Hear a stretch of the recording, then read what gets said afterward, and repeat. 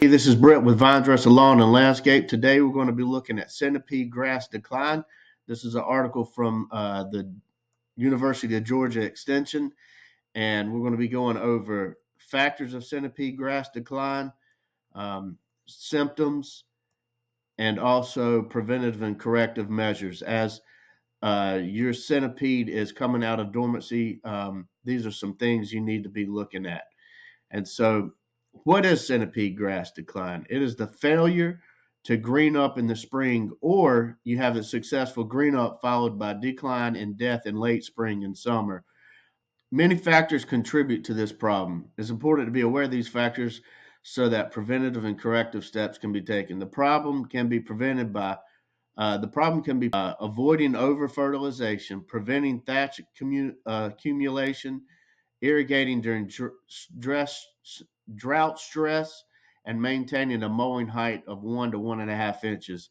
So, all cultural practices is what's really going to prevent centipede grass decline. Don't over fertilize it with nitrogen. You need to be aerating it in the spring or early summer. Once the grass is actively growing, you need to make sure that you are watering it, particularly in the fall, and you need to make sure you need to be mowing it. Even though they say it's a lazy man's grass, um, I feel like if you're fertilizing and watering your centipede, you need to be mowing it weekly so that accumulating thatch. So here's some factors in centipede grass decline, and the first one is plant nutrition. The nutrient requirements of centipede grass are different from most other turf grasses. An acidic soil pH of 5 to 6 is preferred. If the pH goes above 6, iron availability decreases. So you get iron deficiency causes the grass to become chlorotic or yellow. So if you got yellow centipede in the spring when it's coming out of dormancy, it's probably due to an iron deficiency, and that is probably due to incorrect pH level. High phosphorus level also renders iron unavailable in the soil, resulting in chlorotic symptoms. So either the pH is off or you have high phosphorus and that it's binding up the iron in the soil. Centipede grass has a lighter green foliage than most other turf grasses. It will become dark green with excessive nitrogen applications. So in the summer, like when you're fertilizing centipede, you want it to be apple green. You don't want it to be dark green. If it's dark green, you're over fertilizing it. And this can be a primary cause of centipede grass decline. Additionally, unwarranted nitrogen can lead to thatch buildup and disease problems. So over fertilizing your centipede can cause decline. It can also cause thatch buildup and disease problems. Thatch buildup is an accumulation of dead plant material at the soil surface. And centipede grass is turf grass stems, stolons, and roots. It harbors insects, disease organisms, and leads to shallow-rooted centipede grass that is heat, cold, and drought susceptible.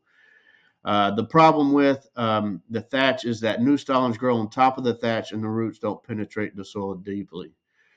Therefore, these stolons and roots are exposed to cold temperatures and are more subject to drought and desiccation. And desiccation is the removal of moisture from something. Proper fertility and mowing practices are followed. Grass clippings will not promote thatch buildup. A soft, spongy turf usually indicates an excessive thatch accumulation. So, how do you prevent thatch?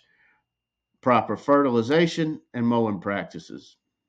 Soil and water conditions also factors in centipede decline. So, plant nutrition, thatch buildup, soil and water conditions. Healthy above ground growth depends on extensive, well developed, deep root system. The weaker and less extensive the root system, the more susceptible the grass is to drought stress and winter injury. In extreme cases, the root system may be so weakened that grass will die even during favorable summer weather conditions. A number of factors can contribute to poor root development. Nematodes, compacted soil, pH, nutrition problems, and poor watering techniques all contribute to root development in centipede grass. So here's some symptoms of centipede grass decline. Was the grass showing a definite yellowing or chlorosis as it greened up in the spring or went into dormancy in the fall? And that would be due to the fact that the pH is off or you have high phosphorus. And so then you would need a soil test to accurately diagnose that. Was the grass dark green for most of the previous growing season? That would mean that you were fertilizing too much. This usually indicates excessive use of nitrogen. Can the turf be easily lifted from the soil surface by pulling on stolons? This is a sign of poor root system development, which may be due to thatch, compacted soil, drought stress, or even nematodes. Another factor: is it difficult to push soil probe, screwdriver, or shovel into the soil? That's a sign of compaction. Have the grass blades turned dull green or curled up during dry weather? That's a sign of drought stress. It may be due to poor watering practices, excessive thatch, compacted soil, root development, or nematodes. Has the grass died out in the spring, in summer, or in a semicircle or complete ring in an open area or around trees? That could be fairy ring, or if a circular patches of diseased turf are observed in the spring or fall, this may indicate large patch. Large patch comes in the fall, but you're really going to see the effects in the spring. And does it feel fluffy when you walk over it due to numerous burrows that loosen the soil? And that could be ground moles or mole crickets. So all factors of centipede grass decline or symptoms of it is yellowing or chlorosis at green up, dark green all season long over fertility, the turf easily lifted from the soil by from pulling on the stolons, and that could be excessive thatch, compacted soil, or drought stress or nematodes. Is it difficult to push? Compacted soil, drought stress, disease, moles or mole crickets all can contribute to um, centipede decline. So, preventative and corrective measures. So follow proper soil preparation practice during turf establishment is the first key. Second is to follow recommended fertilization practices. Proper fertilization of centipede grass is important for plant health. Um, you should not, the first spring or nitrogen application should not occur until soil temperatures at a 4-inch depth consistently of 65 degrees. So you don't want to fertilize your centipede until you know there is no chance of a frost. I would say end of April. All right, they suggest 1 pound of nitrogen per 1,000 square feet is ample for most centipede lawns. But on sandy soils or in high rainfall areas, 2 pounds per 1,000 square feet applied during the year may be needed. So we apply around a pound and a half, roughly a pound and a half. So we do a half a pound 3 different times, like May time frame, June time frame, and then July, August, we're going to fertilize. And we use a 15-0-15. It's low nitrogen and relatively high potassium fertilizer, a pound and a half per 1,000 square feet of nitrogen per year. If the grass shows signs of iron chlorosis, the yellowing of leaves, apply apply sulfate at the rate of 1 tablespoon per 3 gallons of water to each 1,000 square feet of grass. Applications of iron will only temporarily darken the green color of the centipede and may need to be applied every 2 to 4 weeks. So our 15-0-15 has iron in it. So we're continuously giving you iron also as we fertilize. Chlorosis can also be a symptom of more permanent problems like improper soil pH and elevated level of soil phosphorus.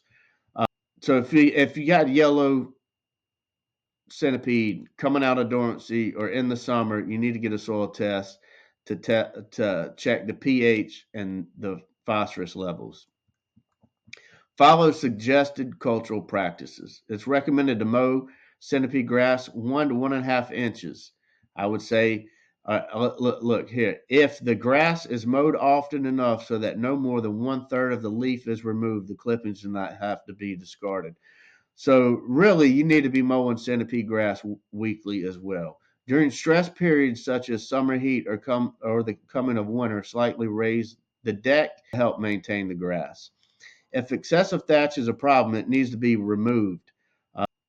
Due to centipede growing on top of the ground and not under the ground, it has shallow root system. Centipede grass is not tolerant of vertical mowing as other warm season grasses.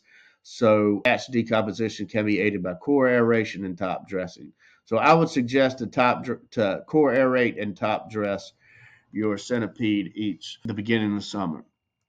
And then use proper water management practices. Many factors influence the amount of frequency of water centipede grass needs, but they go on to say that established centipede grass only needs 1 inch of water per week. Irrigation should be applied to supplement rainfall as needed.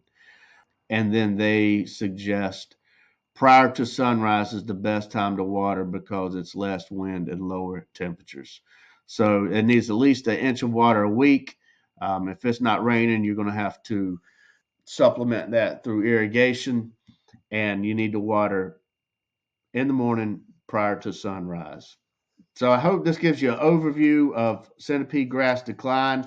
If your centipede is struggling, it's coming out of dormancy, I would take a look at this article and see if any of these factors is what's contributing to the decline of your centipede. If you need anything or we can help you out in any way, just let us know.